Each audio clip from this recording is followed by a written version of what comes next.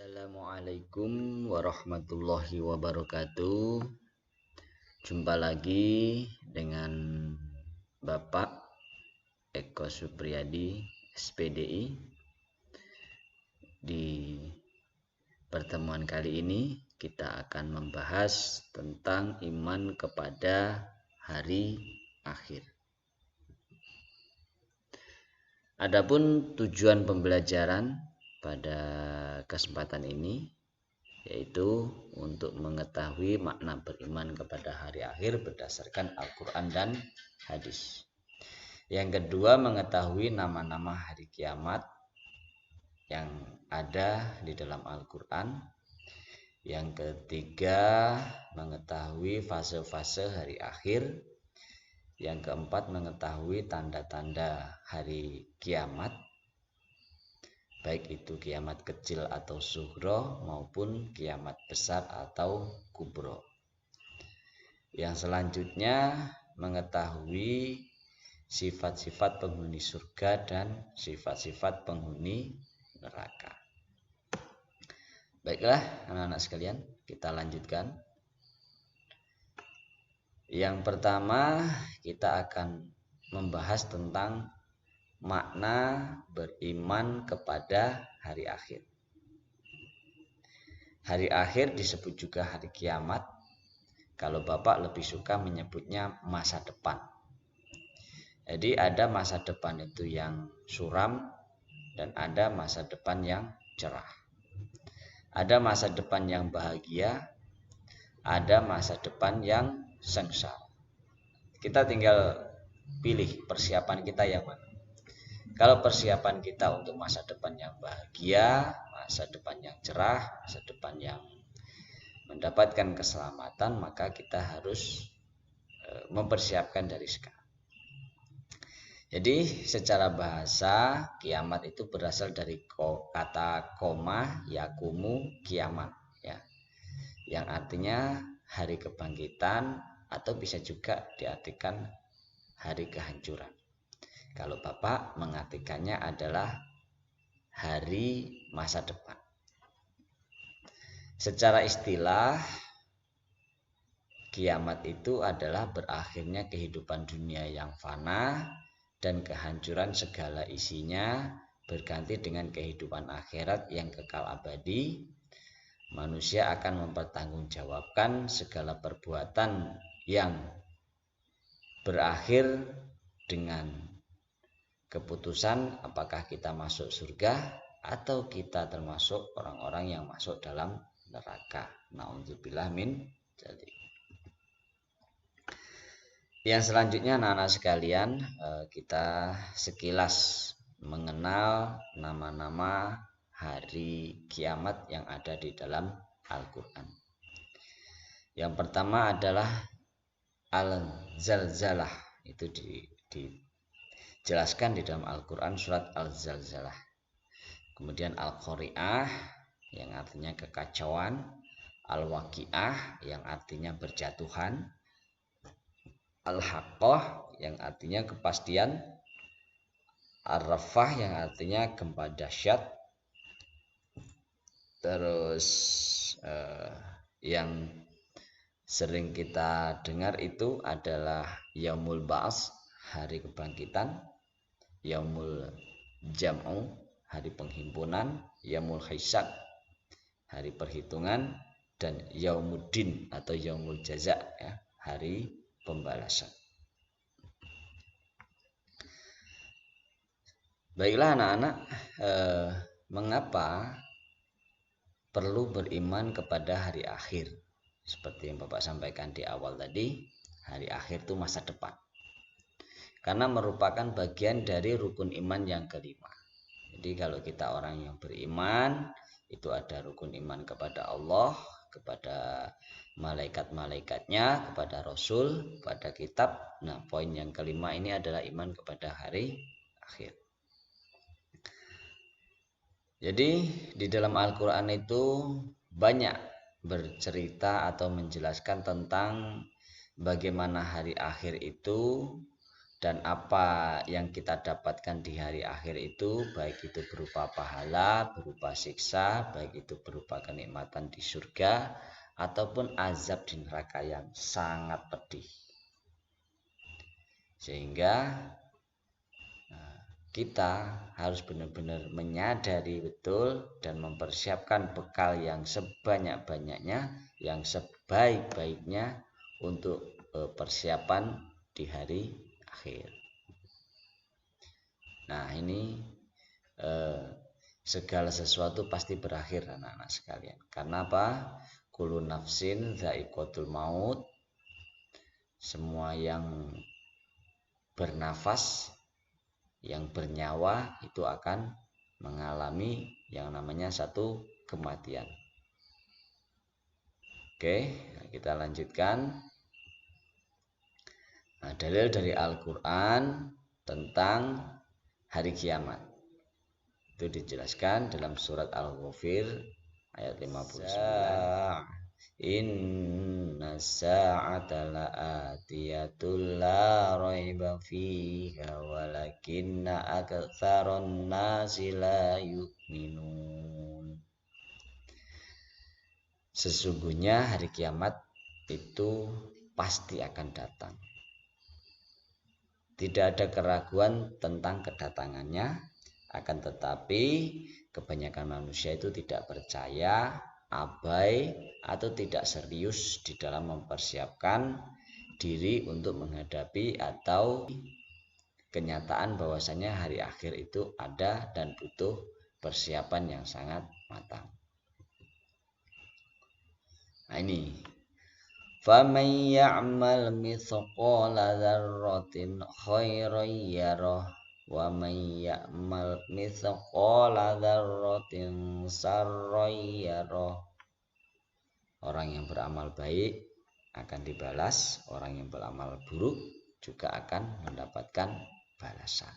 Nah, ini kita harus senantiasa mawas diri, zikr muhasabah, apakah kita ini termasuk orang-orang yang amalannya baik atau justru kita termasuk orang-orang yang amalannya itu tidak baik.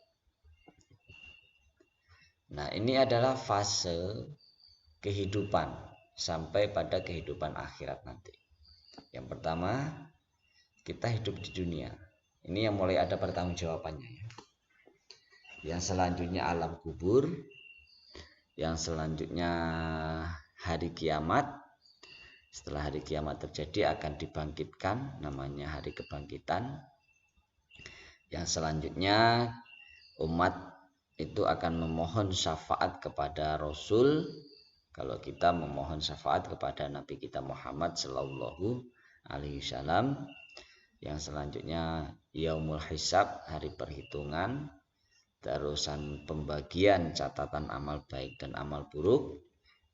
Kemudian akan ditimbang apakah ini lebih berat timbangannya itu ke amal baik atau ke amal yang buruk. Yang selanjutnya ujian meniti jembatan Shiratal Mustaqim. Nah, di dalam ujian ini nanti yang lolos ujian maka dia akan masuk surga, yang tidak lolos ujian maka dia akan terperosok masuk ke dalam neraka.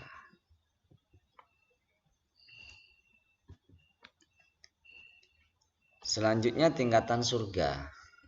Nih ada surga Firdaus, ada surga Adnan, ada Akhulud. Ini adalah tingkatan-tingkatan surga. Dan juga tingkatan neraka. Ada Jahanam. Yang terakhir itu adalah neraka Hawiyah. Nah, jangan sampai kita tempatnya di sini ya. Minimal kita berada di surga Firdaus. Nah, selanjutnya kiamat itu dibagi menjadi dua ya. Ada kiamat sugro atau kiamat kecil dan kiamat kubro atau kiamat besar. Kalau kiamat kecil senantiasa terjadi setiap saat. Kalau kiamat kubro, nah ini menunggu semua tanda-tanda itu terpenuhi. Selanjutnya tanda-tanda kiamat kecil ya. Kalau kiamat kecil ini banyak tanda-tandanya ya. Termasuk diutusnya Rasul Allah Muhammad SAW itu bagian dari tanda hari akhir karena beliau adalah nabi yang terakhir. Nah, ini banyak ada silaturahmi yang terputus, merajalela zina dan riba, miras dan musik merajalela. Artinya apa? Orang berfoya-foya ya, bermabuk-mabukan. Nah, ini banyaknya karya tulis mengalahkan Al-Quran, banyaknya turun hujan, sedikitnya tanaman, bermegah-megahan dengan bangunan, waktu semakin cepat. Gimana waktu semakin cepat? Karena waktu kita gunakan untuk hal-hal yang tidak bermanfaat sehingga waktu itu terasa cepat dan tidak ada untungnya bagi kita. Yang selanjutnya adalah tanda-tanda kiamat kubro. Yang pertama adalah munculnya kabut atau dukhon ya. Yang kedua munculnya dajjal. Yang ketiga munculnya dabbah, yaitu binatang melata dan berbisa. Yang keempat terbitnya matahari. Yang kelima, keenam, ketujuh dan seterusnya ini ya. Bisa anak-anak lihat dalam video ini. Nah, selanjutnya ini adalah hadis yang menjelaskan tentang bagaimana kiamat itu ya. Diriwayatkan oleh Imam Muslim nomor hadis 287.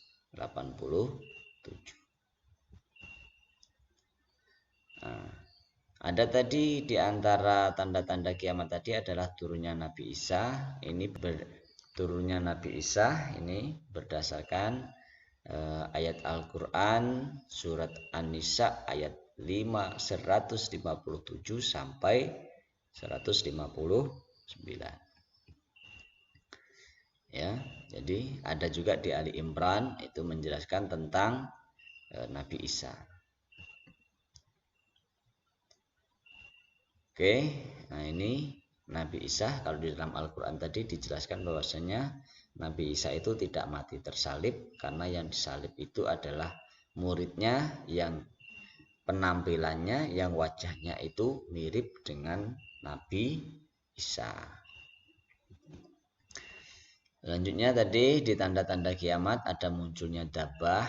Di sini ada dijelaskan yang diriwayatkan oleh Ibnu Jurai mengatakan bahwa Ibnu Zubair menjabarkan binatang ini dengan rinci. Nah, ini ada rincian nama-nama tanda-tanda binatang dabbah itu tadi. Terus ini adalah hadis yang menjelaskan tentang Nabi Isa. Ini hadis yang menjelaskan tentang Nabi Isa. Demi waktu yang berada di tengahnya, sebentar lagi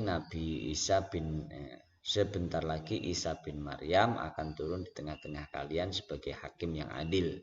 Beliau akan menghancurkan salib, membunuh babi, menghapus jizya atau upeti ya. Jadi nanti Nabi Isa ini akan datang sebagai juru selamat. Ini hadis juga ya. Nah, yang terakhir, yang terpenting adalah kita senantiasa berdoa memohon kepada Allah agar terhindar dari fitnahnya Dajjal, yaitu Allahumma inni a'udzubika min adzabil qabri wa min adzabi jahannam wa min fitnatil mahya wal mamat wa min syarri fitnatil masihid dajjal. Nah, ini doa agar kita senantiasa terhindar dari fitnahnya masihid dajjal. Demikianlah materi penjelasan dari Bapak tentang iman kepada hari akhir. Yang selanjutnya anak-anak bisa mencari beberapa referensi yang ada di internet, namun harus mencari website-website yang memang bisa dipertanggungjawabkan kebenarannya. Bapak akhiri, mudah-mudahan bermanfaat. Assalamualaikum warahmatullahi wabarakatuh.